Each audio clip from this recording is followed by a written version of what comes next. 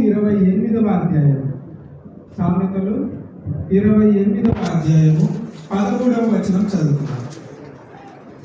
అతిక్రమములను దాచిపెట్టువాడు వర్ధిల్లడు, వాటిని ఒప్పుకొని విడిచిపెట్టువాడు కనికరమును పొందును. అతిక్రమములను దాచిపెట్టువాడు వర్ధిల్లడు, వాటిని ఒప్పుకొని విడిచిపెట్టువాడు కనికరమును పొందును. అందరూ కళ్ళు మూసుకున్నట్లయితే దేవుని నామాన్ని ఘనపరుస్తూ ఆరాధన కార్యక్రమాన్ని ప్రారంభించుకున్నాం. చూడండి, అతిక్రమములను దాచిపెట్టువాడు వర్ధిల్లడు, వాటిని ఒప్పుకొని విడిచిపెట్టువాడు కనికరాన్ని పొందుకుంటాడు అని వాక్యం సెలవిస్తుంది. అపరాధములు, అతిక్రమము అంటే ఏమిటంటే అపరాధములు. అపరాధములు అర్థం కావాలంటే మనం ఏమనుకుంటే తప్పులు అని అనుకోవచ్చు.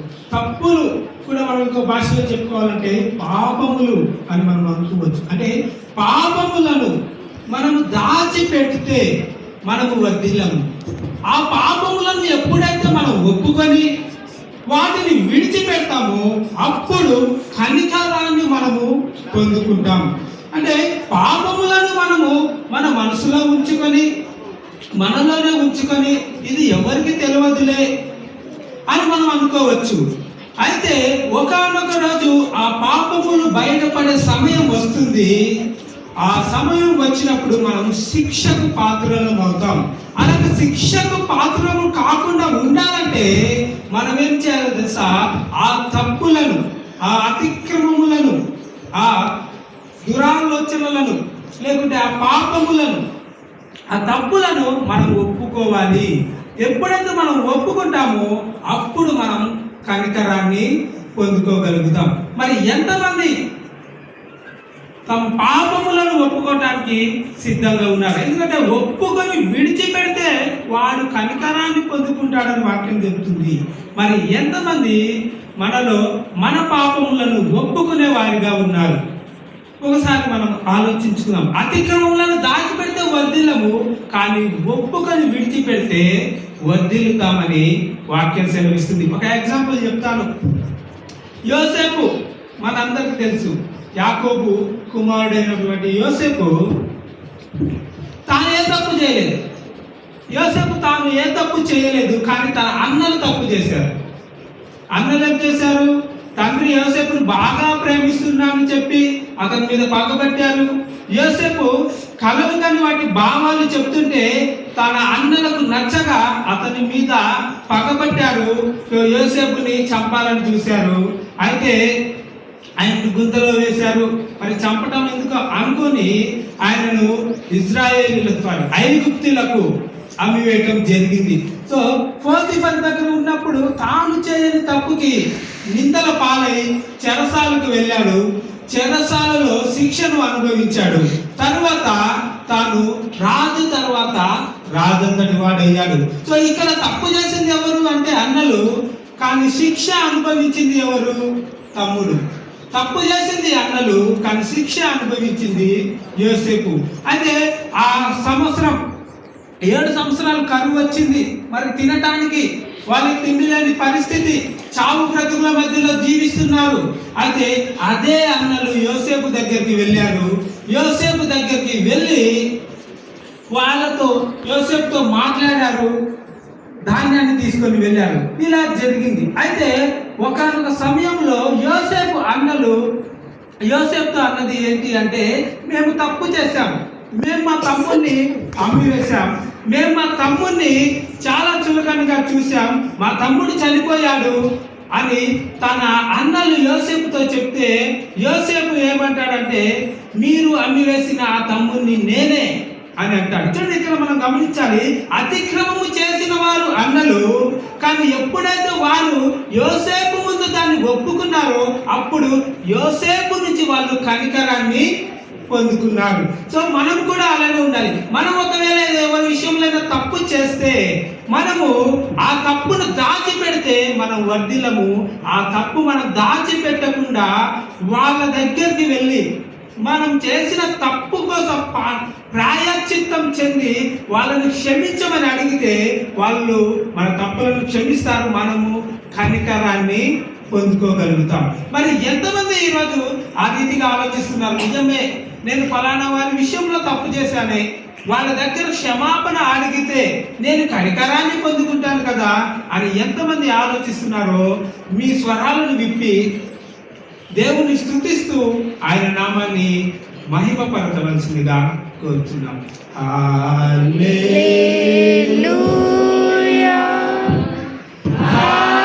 హల్లెలూయా, hallelujah,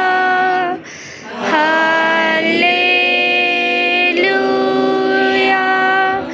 thank you Jesus, thank you Jesus, thank you Jesus, thank you Jesus. మరి ఒక వ్యక్తిని మనం జ్ఞాపకం చేసుకుందాం. అతిక్రమములను దాచిపెట్టే వర్ధిల్లము, ఆ అతిక్రమములను ఒప్పుకొని విడిచిపెట్టినట్లయితే అప్పుడు మనం కనికరాన్ని పొందుకోగలుగుతాం. యాకోబు మనందరికీ తెలుసు. యాకోబు తన అన్నని మోసం చేశాడు, తన తండ్రిని మోసం చేశాడు. తండ్రిని మోసం చేసి జ్యేష్ఠత్వానికి వచ్చే ఆశీర్వాదాలను పొందుకున్నాడు. తర్వాత తన మామయ్య అయిన లాబాను ఇంటికి వెళ్ళాడు. లాబాను ఇంటి దగ్గర దేవుని దర్శనం కలిగింది. తిరిగి మళ్ళీ తన తండ్రి ఇంటికి రావాల్సి వచ్చిన పరిస్థితి చూడండి. అప్పుడు యాకోబుకి ఎంతో భయం, మరి మా అన్నను చంపేస్తాడేమో అని ఒక భయం. అని ఏం చేశాడు? ఎబ్బోకురేవు దగ్గర రాత్రి అంతా దేవునితో పెరుగులాడి ఆశీర్వాదం పొందుకొని తన అన్న దగ్గరికి వెళ్ళడం మొదలుపెట్టాడు. మొదటగా తనకున్నటువంటి పనివారిని పంపించాడు. తనకున్నటువంటి ఆస్తిని, గొర్రెలను, ఎడ్లను, మేకలను, తన పశువులన్నిటినీ పంపించాడు.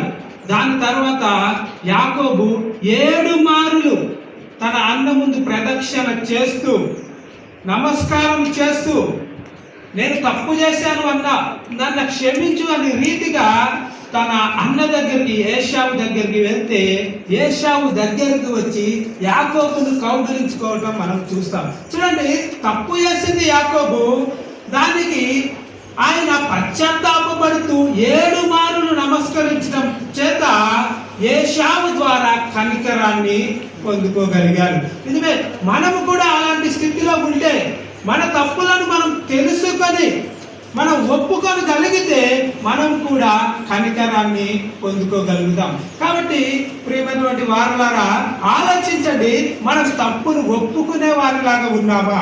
ఒకవేళ ఒప్పుకోగలిగితే మనం కనికరాన్ని పొందుకోగలుగుతాం. మరి అలాంటి మనసు, అరే నేను చేసిన తప్పుకు ఇతరులు బాధపడుతున్నారే. ఇప్పుడు అన్నలు చేసిన తప్పుకు యోసేపు బాధపడ్డాడు, యాకోబు చేసిన తప్పుకు ఏశావు బాధపడ్డాడు. తన జ్యేష్ఠత్వం పోయింది, తనకు రావాల్సిన ఆశీర్వాదాలు పోయాయి. ఒకరు చేసిన తప్పుకు ఇంకొకరు బాధలు అనుభవిస్తున్నారు. అలాగా మనం చేసిన తప్పుకు మన బంధువులు, మన ఫ్రెండ్స్, మన ఇరుగు పొరుగు వారు, ఎవరైనా మనం చేసిన తప్పుకు వాళ్ళు బాధపడుతున్నారేమో. అలాంటి వాళ్ళ దగ్గరికి వెళ్ళి మనం చేసిన తప్పును ఏదైతే ఉందో అది వాళ్ళకి చెప్పి మనం ఒప్పుకోగలిగితే అప్పుడు వారి నుంచి మనం కనికరాన్ని మనం పొందుకోగలుగుతాం. ఎందరైతే నిజముగా ఈ తప్పును నేను చేశాను, అయ్యో వాళ్ళ దగ్గరికి వెళ్ళి నేను అడగాలని ఆశపడుతున్నాను అనే తీర్మానం తీసుకుంటే వాళ్ళు మీ స్వరాలను విప్పి దేవుని స్తుతించవలసిందిగా కోరుతున్నాను. Hallelujah, hallelujah, hallelujah, hallelujah. Thank you Jesus, thank you Jesus, thank you Jesus, thank you Jesus. ఇప్పుడు దాకా మనం యోసేపును ఏ తప్పు చేయకపోయినా యోసేపు శిక్ష అనుభవించాడు. ఏ తప్పు చేయకపోయినటువంటి ఏశావు తన ఆశీర్వాదాలను కోల్పోయాడు. అలాగే ఏ తప్పు చేయనటువంటి వ్యక్తి అనవసరంగా అన్యాయంగా శిక్షకు లోనై మరణించాడు. మరి ఆ వ్యక్తిని ఎవరో తెలుసుకునే ముందు ఆ వ్యక్తికి ఆ పరిస్థితి కలిగించిన వారు ఎవరో ముందుగా మనం తెలుసుకుందాం. ఆ మనుషులు ఎవరో కాదండి, ఆ మనుషులు మనమే. మనం చేసే తప్పుల వల్లనే ఆ వ్యక్తి మరణించాడు. మనం చేసే వ్యభిచారం వల్లనే ఆ వ్యక్తికి శిక్షకు పాలయ్యాడు. మనము చేసేటటువంటి దొంగతనాల వల్లనే ఆ వ్యక్తి కొరడా దెబ్బలు తిన్నారు. మనము చూసేటువంటి అశ్లీలమైన దృశ్యాలు, మోహపు చూపుల వల్లనే ఆయనకు శిక్షకు పాత్రుడయ్యాడు. మనము చేసేటువంటి మాట్లాడేటువంటి మాటలు, బూతుల వలన ఆయన శిక్షకు లోనయ్యాడు. మనము తప్పు చేశాం, కానీ శిక్ష అనుభవించింది ఎవరు అంటే యేసుక్రీస్తు వారు. అన్నలు తప్పు చేశారు, యోసేపు శిక్ష అనుభవించాడు.